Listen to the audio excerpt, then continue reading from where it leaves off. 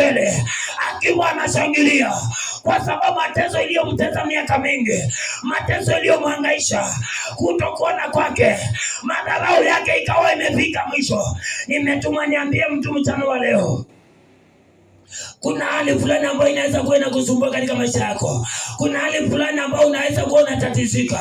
Maandiko yananiambia kwamba wakati Bartimayo aliposema Yesu nihurumie, maandiko yanasema kwamba waliomzunguka Bartimayo na waliokuwa pamoja na Yesu wakamwambia nyamaza, ni kwa sababu kwa mwanadamu hakuna msaada.